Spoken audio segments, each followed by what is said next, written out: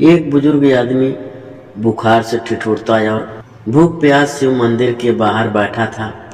तभी वहां पर नगर के सेठ अपनी सेठानी के साथ एक बहुत ही लंबी और महंगी कार से उतरे। उनके पीछे उनके नौकरों की कतार थी। एक नौकर ने फल पकड़े हुए थे, दूसरे नौकर ने फूल पकड़े थे, तीसरे नौकर ने हीरे और जवाहरात के थाल पकड़े हुए थे, चौथे नौकर ने पंडित जी को दान देने के लिए मलमल के 3 जोड़ी धोती कुर्ता और पांचवें नौकर ने मिठाई के थाल पकड़े थे। पंडित जी ने उन्हें आता देखा तो दौड़ के उनके स्वागत के लिए आ गए। बोले, आइए आइए सेठ जी, आपके यहाँ पधारने से तो हम धन्य हो गए। सेठ जी ने नौकरों से कहा, जाओ तुम सब अंदर जाके थाल रख दो।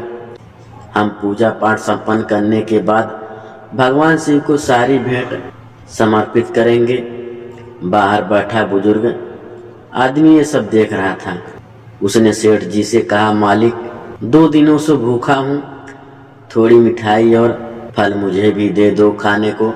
सेठ जी ने उसकी बातों को अनसुना कर दिया। बुजुर्ग आदमी ने फिर सेठानी से कहा, ओ मेम साहब, थोड़ा कुछ खाने को मुझे भी दे दो, मुझे भूख से चक्कर आ रहे हैं। सेठानी चिढ़ के बोली, बाबा ये सारी भेंटें तो भगवान को चढ़ाने के लिए है, अभी हम मंदिर के अंदर घुसे भी नहीं हैं और तुमने बीच में ही टोक लगा दी। सेठ जी गुस्से में बोले, लो पूजा से पहले ही टोक लग गई, पता नहीं अब पूजा ठीक से संपन्न होगी या नहीं। कितने भक्ति भाव से अंदर जाने की सोच रहे थे और इसने अड़चन डाल दी। पंडित जी बोले, शांत हो जाइए सेठ जी, इतना गुस्सा मत होइए। अरे क्या शांत हो जाइए पंडित जी, आपको पता है पूरे शहर के सबसे महंगे फल और मिठाइयाँ हमने खरीदे थे प्रभु को चढ़ाने के लिए, और अभी चढ़ाए भी नहीं कि पहले ही अड़चन आ गई। सारा का सारा मूड ही खराब हो गया। अब बताओ, भगवान को चढ़ाने से पहले इसको दे दें क्या? पंडित जी बोले, अरे पागल है ये आदमी, आप इसके पीछे अपना मूड मत खराब कीजिए। सेठ जी चलिए आप अंदर चलिए, मैं इसको समझा देता हूँ। आप सेठानी जी के साथ अंदर जाइए। सेठ और सेठानी बुजुर्ग आदमी को कोसते हुए अंदर चले गए। पंडित जी बुजुर्ग आदमी के पास गए और बोले, जाके कोने में बैठ जाओ, जब ये लोग चले जाएंगे तब मैं तुम्हें कुछ खाने को दे जाऊंगा। बुजुर्ग आदमी आंसू बहाता हुआ कोने में बैठ गया। अंदर जाकर सेठ ने भगवान को प्रणाम किया और जैसे ही आरती के लिए थाल लेकर आरती करने लगे तो आरती का थाल उनके हाथ से छूटकर नीचे गिर गया। वो हैरान रह गए, पर पंडित जी दूसरा आरती का थाल ले आए।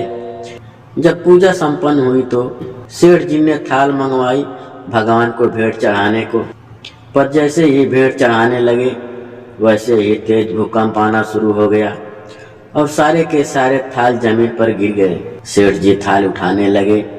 जैसे ही उन्होंने जमीन से उठाना चाहा तो अचानक उनके दोनों हाथ टेढ़े हो गए, मानो हाथों को लकवा मार गया हो। ये देखते ही सेठानी फूट फूट कर रोने लगी। बोली, पंडित जी देखा है आपने, मुझे लगता है उस बाहर बैठे बूढ़े से नाराज होकर ही भगवान ने हमें दंड दिया है। उसी बूढ़े की अड़चन डालने की वजह से भगवान हमसे नाराज हो गए। सेठ जी बोले, हाँ, उसी की टोक लगाने की वजह से भगवान ने हमारी पूजा स्वीकार नहीं की। सेठानी बोली, क्या हो गया है? इनके दोनों हाथों को अचानक से हाथों को लकवा कैसे मार गया?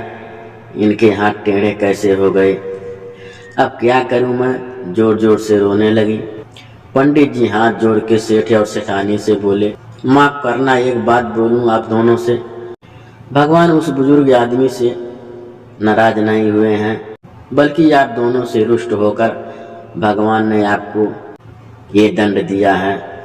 सेठानी बोली, पर हमने क्या किया है? पंडित जी बोले, क्या किया है आपने? मैं आपको बताता हूँ।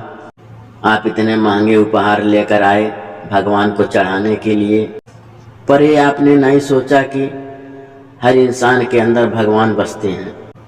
आप अंदर भगवान की मूर्ति पर भेंट चढ़ाना चाहते थे, पर यहाँ तो खुद उस बुजुर्ग आदमी के रूप में भगवान आपसे प्रसाद ग्रहण करने आए थे। उसी को अगर आपने खुश होकर खाने को दे दिया होता तो आपके उपहार भगवान तक खुद ही पहुंच जाते। किसी गरीब को खिलाना तो स्वयं ईश्वर को भोजन कराने के समान होता है। आपने उसका तिरस्कार कर दिया तो आपकी भेंट कैसे स्वीकार करते। सब जानते हैं कि श्री कृष्ण को सुदामा के प्रेम से चढ़ाए एक मुट्ठी चावल सबसे ज्यादा प्यारे लगे थे। अरे भगवान जो पूरी दुनिया के स्वामी हैं, जो सबको सब कुछ देने वाले हैं, उन्हें हमारे कीमती उपहार क्या करने हैं। वो तो प्यार से चढ़ाए एक फूल, प्यार से चढ़ाए एक बेलपत्र से ही खुश हो जाते हैं। उन्हें महंगे फल और मिठाइयाँ चढ़ाकर उनके ऊपर एहसान करने की हमें कोई आवश्यकता नहीं है। इससे अच्छा तो किसी गरीब को कुछ खिला दीजिए। ईश्वर खुद ही खुश होकर आपकी झोली खुशियों से भर देंगे। और हाँ, अगर किसी मांगने वाले को कुछ दे नहीं सकते तो उसका अपमान भी मत कीजिए, क्योंकि वह अपनी मर्जी से गरीब नहीं बना है। और कहते हैं ना, ईश्वर की लीला बड़ी न्यारी होती है। वो कब किसी भिखारी को राजा बना दे और कब किसी राजा को भिखारी बना दे, कोई नहीं जान सकता।